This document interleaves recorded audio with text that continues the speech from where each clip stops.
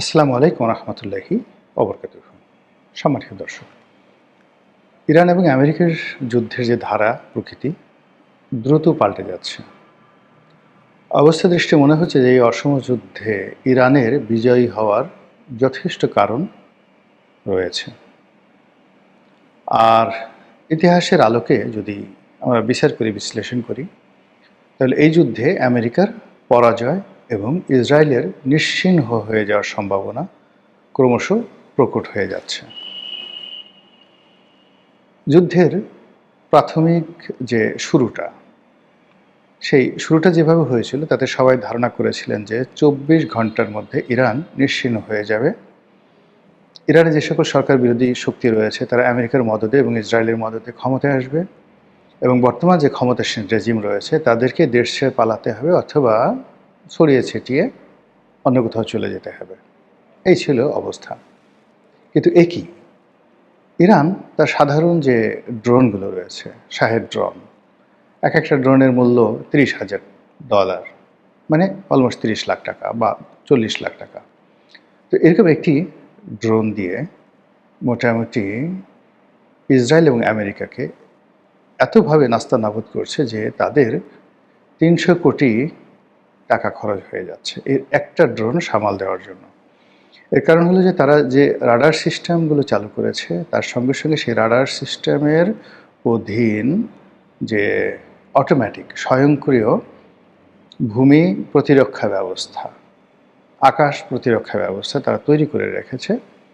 সেই ভূমি এবং আকাশ প্রতিরক্ষা ব্যবস্থায় যে সকল মিসাইল ইন্টারসেপ্টিভ বলা হয়, এই মিসাইলগুলো তারা করতে রেখেছে, এটা স্বয়ং সম্পূর্ণ। তো সেখানে শাহেদ ড্রোনের মূল্য ১০,০০০ হোক না হোক, বা সেখানে যদি এমনি একটা বেলুন তারা উড়িয়ে দেয়, সেটাকেও তারা ড্রোন মনে করে বা ক্ষেপণাস্ত্র মনে করে একসাথে ১০ থেকে ১২টা ক্ষেপণাস্ত্র ছুটে যাচ্ছে সেটা ধ্বংস করার জন্য। এরকম করতে করতে যেই গত প্রায় ৩ দশক ধরে, ৩০ বছর ধরে আমেরিকা মধ্যপ্রাচ্যে ইরানের চারিদিকে যে সকল রাষ্ট্র রয়েছে তাদের আকাশ প্রতিরক্ষা ব্যবস্থা যেভাবে গড়ে তুলেছিল সেটা অলমোস্ট 90% নষ্ট হয়ে গেছে এবং ইসরায়েলের আকাশ এখন রীতিমতো ইরানের জন্য উন্মুক্ত হয়ে পড়েছে। ইরান প্রথম দিকে এরকম খেলনা যে ড্রোনগুলো রয়েছে, যেগুলো অনেকটা ঠাট্টা মশকরা বলা হয়, সেই কাজগুলো করেছে। অন্যদিকে তারা যে কাজগুলো করেছে তারা অনেক কৃত্রিম, তাদের দেশে অনেক কৃত্রিম ক্যান্টনমেন্ট তারা তৈরি করেছে। অনেকগুলো বিমান যেগুলোর ছবি তারা এঁকেছে, 3D ছবি এঁকেছে। আকাশ থেকে দেখলে মনে হবে যে হাজার হাজার বিমান বা শত শত যুদ্ধ বিমান ইরান সাজিয়ে রেখেছে কোনো একটা এয়ারপোর্টে। তো এটা যাকে বলা হয় ইসরায়েল এবং আমেরিকার যে স্যাটেলাইট পাওয়ার বা তাদের যে প্রযুক্তি, তাদের যে আর্টিফিশিয়াল ইন্টেলিজেন্স, এটা ধরতে পারেনি। ফলে কি হলো, এমন জায়গাতে তারা বোম্বিং করেছে বিমান মনে করে, স্থাপনা মনে করে, ক্যান্টনমেন্ট মনে করে, যেখানে আসলে কিছুই নেই, ধু মরুভূমি।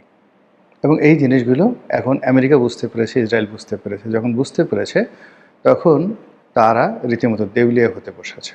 এতটা দেউলিয়া হতে বসেছে যে হোয়াইট হাউসে রীতিমতো খ্রিস্টানদের যে ধর্মীয় অনুশাসন অনুযায়ী রীতিমতো, যাকে বলা হয় আমাদের দেশে যেভাবে দোয়া ইউনুসের খতম পড়া হয় কিংবা কোরআন খতম পড়া হয়, খ্রিস্টান ধর্মরীতি অনুযায়ী যে কোনো বিপদ বালা মুসিবতে যখন মানুষ দিক বিদিক কাণ্ড জ্ঞান হারিয়ে ফেলে তখন যে ধরনের ধর্মীয় আচার অনুষ্ঠান করা হয়, ঠিক এরকম আচার অনুষ্ঠান হোয়াইট হাউসে হচ্ছে ডোনাল্ড ট্রাম্পকে কেন্দ্র করে, এবং তিনি অনেকটা পাগলের মতো হয়ে গেছেন এই ইরানের এই অবস্থাতে।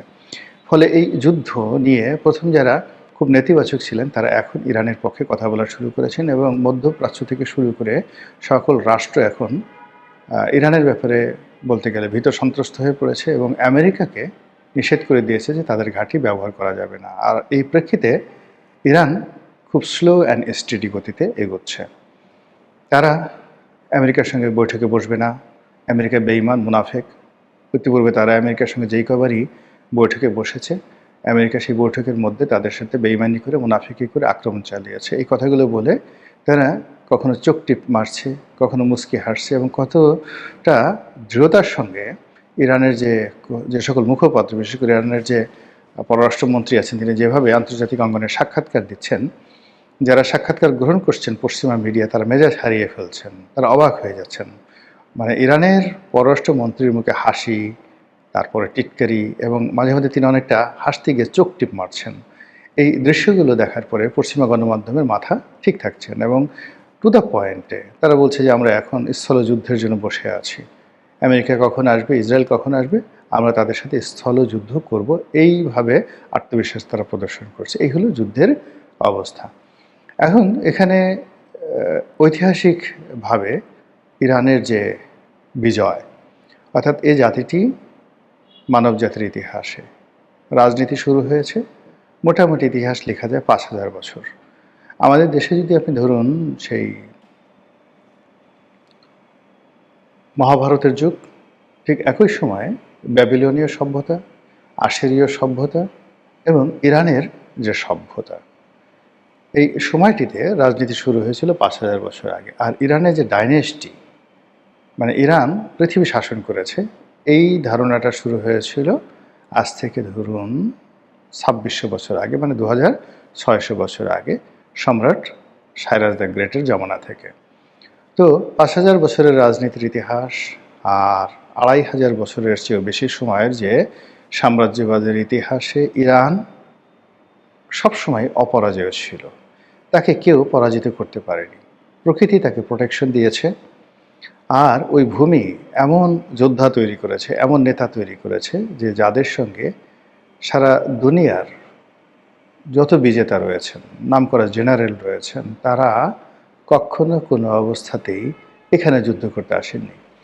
যেমন ধরুন ৪টি পিউনিকের যুদ্ধ হয়েছে কার্থেস এবং রোমের মধ্যে, এবং এখানে যে সকল বীর, সেই মহাবীর হানিবল থেকে শুরু করে আরও বহু বহু বীরের উদ্ভব হয়েছে।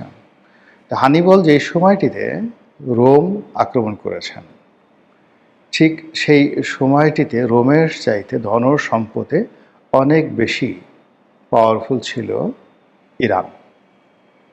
কিন্তু হানিবল ইরানের দিকে আসেননি, তিনি রোমের দিকে গেছেন। অর্থাৎ ইরান তার পাওয়ারে এত বেশি ছিল যে পৃথিবীর প্রাচীন দুনিয়ার কেউ ইরানকে আক্রমণ করবে এই সাহসী ছিল না, একমাত্র আলেকজান্ডার সাহস করেছিলেন, কিন্তু তিনি সফল হতে পারেননি।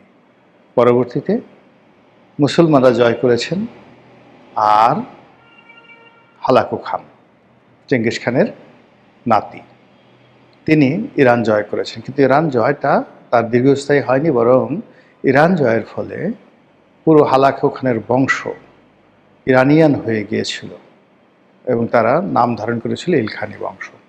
তো এই ইতিহাসের এই যে মানব গোষ্ঠীর যে মিলিটারি পাওয়ার, তাদের যে রাজনীতি করার ক্ষমতা, সেই ক্ষমতার মধ্যে ইরানের যে সুপ্রিমেসি, এটার যদি আপনি বিশ্বাস করেন, তাহলে সেই তুলনায় ইসরায়েল এবং আমেরিকা তাদের কাছে শিশু।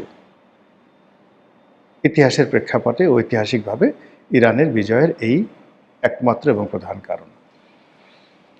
অন্যদিকে নতুন যারা ধনী হয়, ধরুন একটা মানুষ 4টি জেনারেশন লাগে আভিজাত্য অর্জন করতে। ধরুন আমি ধনী হলাম, আমার ছেলে, তার ছেলে, তার ছেলে, এভাবে 4টি জেনারেশন যদি সমপর্যায়ের সেই অর্থনৈতিক সঙ্গতি, রাজনৈতিক পাওয়ার, শিক্ষা দীক্ষা, বিদ্যা বুদ্ধি, চরিত্র, সততা সব মিলিয়ে একটা ধারাবাহিকতা রাখতে পারে, তাহলে চতুর্থ জেনারেশনে গিয়ে সেই আভিজাত্যটা তৈরি হয়। মুঘলদের মধ্যে ধরুন চতুর্থ জেনারেশনে বাদশাহ শাহজাহান। তো বাদশাহ শাহজাহান থেকে মূলত এই আভিজাত্য, মুঘলদের যে আভিজাত্য, এটা শুরু হয় মুঘল সম্রাট শাহজাহান থেকে।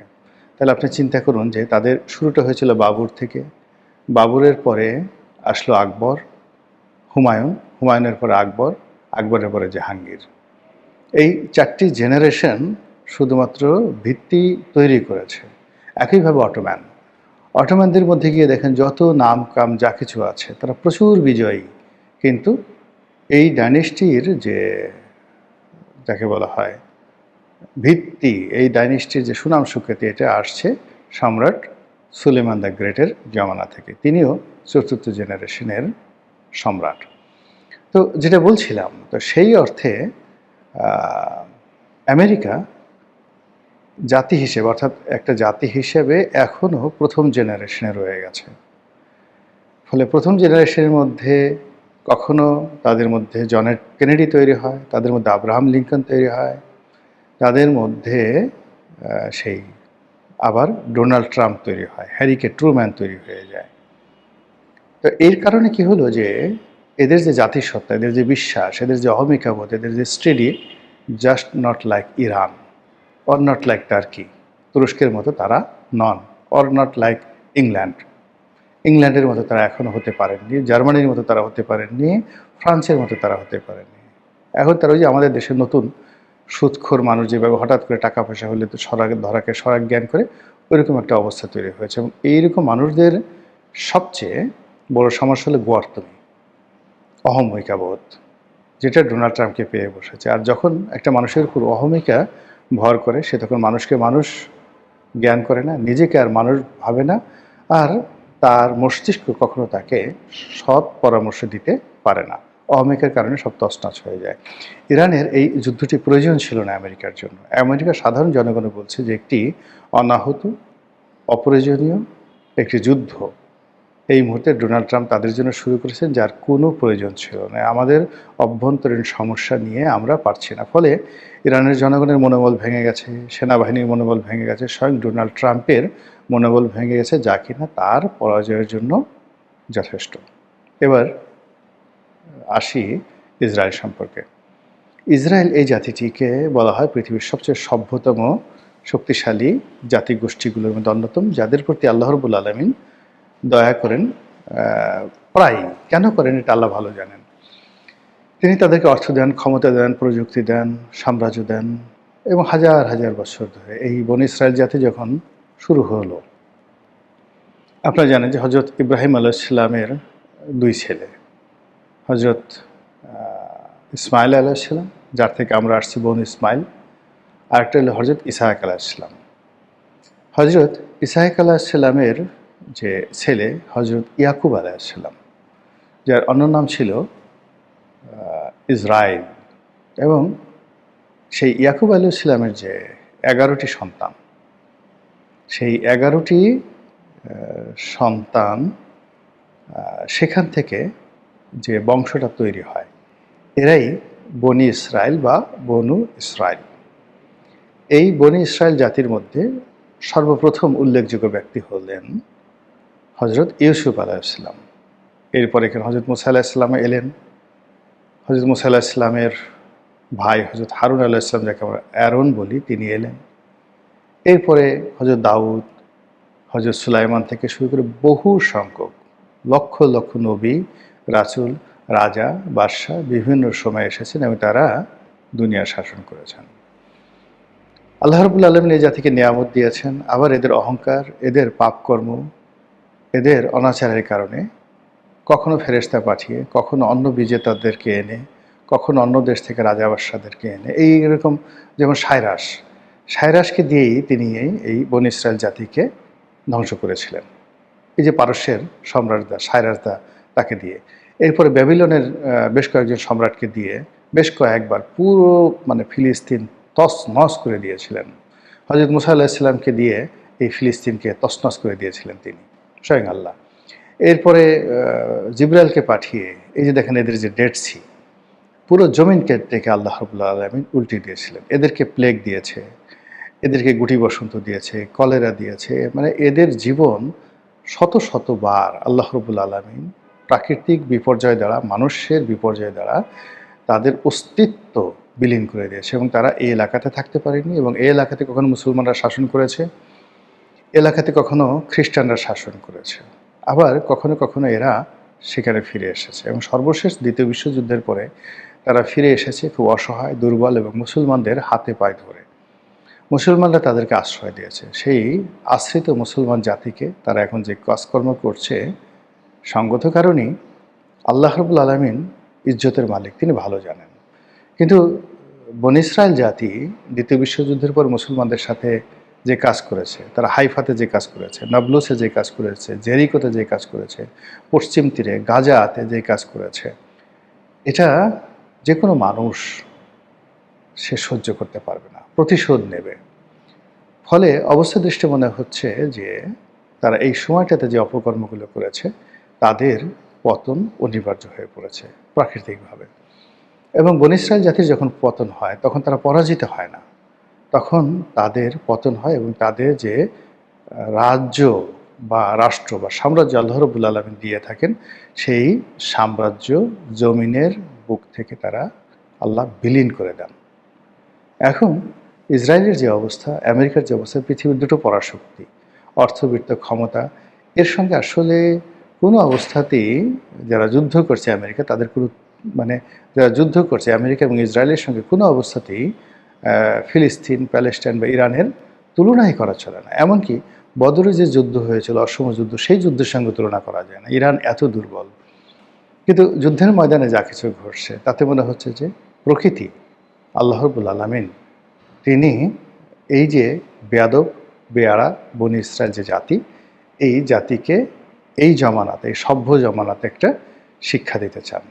আর এই শিক্ষাটা যদি ইরান আমেরিকা যুদ্ধের মাধ্যমে হয়, তাহলে সম্ভবত মানচিত্রটি থাকবে না।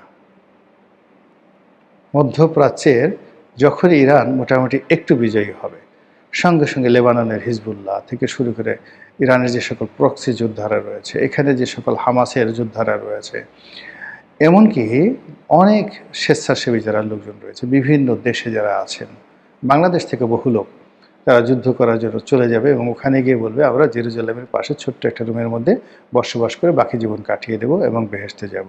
তো এই যে একটা অবস্থা তৈরি হয়েছে, দেখা যাক আল্লাহ শেষ পর্যন্ত আমাদের তকদিরে, বিশ্ববাসীর তকদিরে কি নসিব করেন। আসসালামু আলাইকুম রহমতুল্লাহি ওয়া বারাকাতুহু।